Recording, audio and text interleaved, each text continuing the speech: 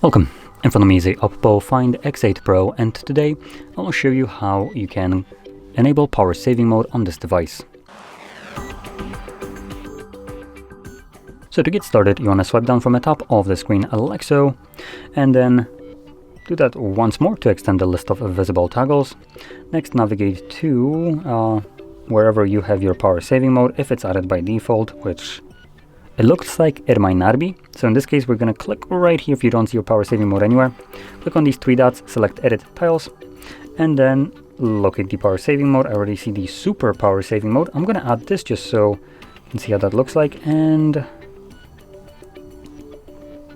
it looks like we don't have the normal power saving mode unless it's in the list and I just am not seeing it. Oh, and it was.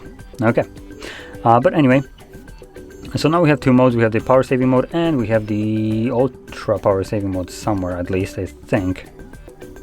So I'm pretty sure I added it. That's right. Okay, it's on the first page. So it's right over here. So let's start off with this one.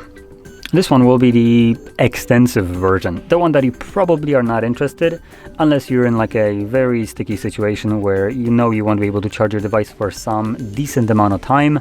No outlet, no power banks, nothing like that. This mode will give you the most amount of battery life that the phone can squeeze out. As you can see, it removes things like wallpapers, gets rid of applications, tries to dim your display way too quickly. So it is designed to preserve as much battery as it can. Now I'm going to select exit right here and exit.